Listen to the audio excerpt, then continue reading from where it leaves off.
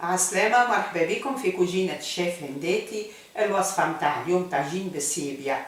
هذوما المكونات اللي حضرتهم. حضرت كعبتين سيبيا، نظفتهم وقصيتهم هكا يكون قصانها السيبيا نقصوها كيما تو هكا انا قصيتها نقصوها سيول. الصوابع زيدا نقصوهم. وحضرت كعبات عظم، زيت زيتونة، جبن ابيض. حضرت شوية لوبيا، اللوبيا نفختها بيتها ليلة كاملة منفخة في الماء. كعبة بصل قصيتها جويدة، قصيت شوية معدنوس، وهذايا لفاح اللي نفوح بها الطاجين. حضرت شوية فلفل مرحي، ملح، كركم، فلفل اكحل، كمون. توا باش ناخذ النحاسة وباش نفوح السيبيا ونبدا نحضر الطاجين.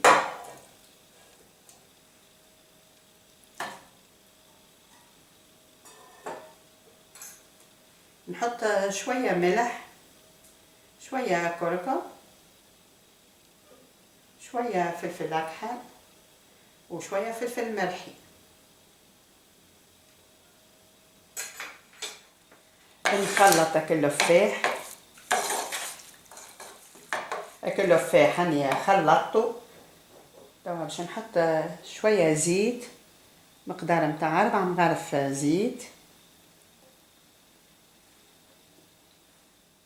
نحط البصل مش باش نحطو الكل، نحط شطرو. نخلط هيك السيبيا اللي فوحتها باش نخليها 15 دقيقة تشرب الملح واللفاح، وبعد باش نحطها طيب.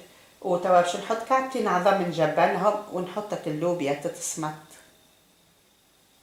اللوبيا نحطها في الكسرونة، نحط شوية ملح، شوية فلفل اكحل، وشوية كركم. نصب الماء،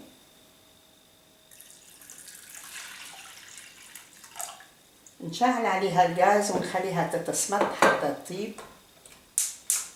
ناخذ كعبتين عظم باش نحطهم يتسمطوا. نصب الماء،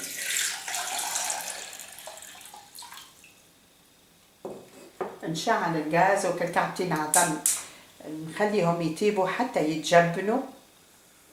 العظم متجبن باش نطفي عليه نستناه حتى يبرد، وبعد نقشره ونقصه طريفات صغار. اللوبيا طابت باش نطفي عليها وباش نقطرها في الكسكاس. اللوبيا كيف نطيبوها؟ ما نطيبوهاش برشا، نخليوها كيما توا هكايا انا طيبتها، نخليوها شاده روحها. السيبيا اللي فوحتها باش نشعل عليها الغاز وباش نحطها تطيب ونخليها تطيب على نار واطيه، مانيش باش نصب لها ماء. توا السيبيا هي اللي باش تسيب ماها اللي باش تطيب فيه. وكان نقعدوا ساعه نحركوا.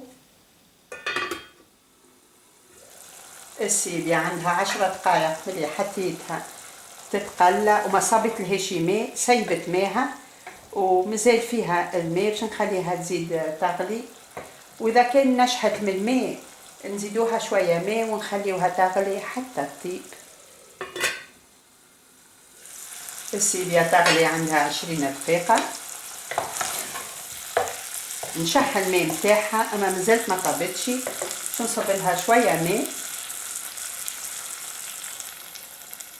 نصبوش برشا ماء، نصبو بالطريف. نحرك، نغطيها النحاسه ونخليها كالسيبيا تزيد تغلي حتى تطيب. السيبيا طابت وبدا ينشح الماء نتاعها. باش نحط اللوبيا اللي سمطتها، باش نحط شويه كمون،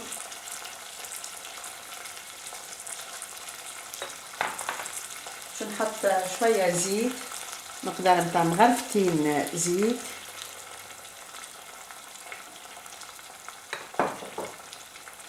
نخلط باش نخليها تزيد تغلي 3 دقائق اخرين حتى يكمل الماء ينشح الكل. السيبيا طابت ونشح الماء نتاعها ووقفت على زيتها، هكايا يكون ترتيبها السيبيا. توا باش نحط البصل، هذايا بقية البصل نحط المعدنوس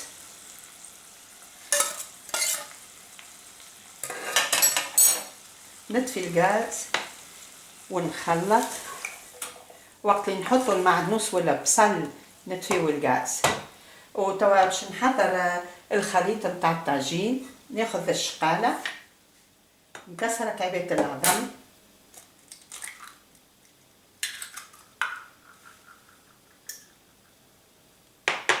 انا باش نحط 8 كعبات عظم.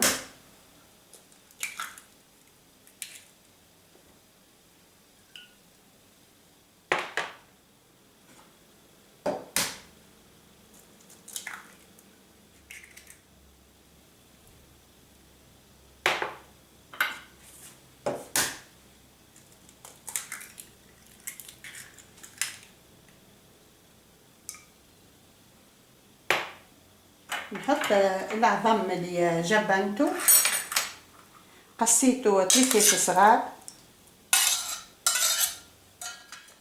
نحط الجبن قصيته نقصوه جبن طريفات صغار. اللي يحب يبرشو ينجم راهو يبرشو. نحط شويه فلفل اكحل.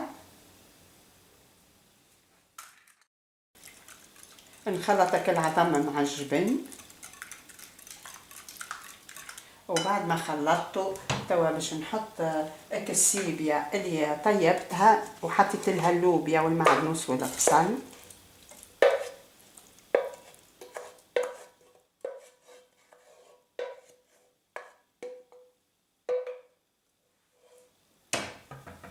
نخلط الخليط نتاع الطاجين. حضر هاني كملت خلطته وحضرت طبق لي باش يدخل للفور. باش نصب في وسطه شويه زيت.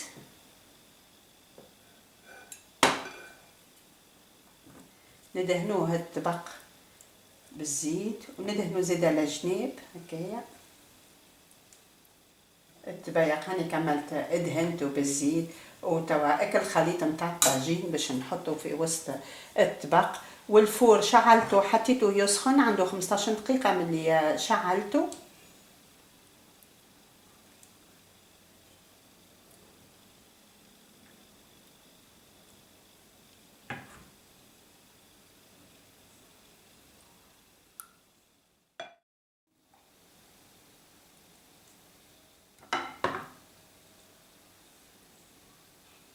بالنسبة للسيبيا اللي يحب يقصها جيدة راهو ينجم يقصها جيدة. اما انا خيرتها نقصها سيور هكايا خشينة شوية باش واحد كيف ياكل بريجة طاجين يطعمها السيبيا.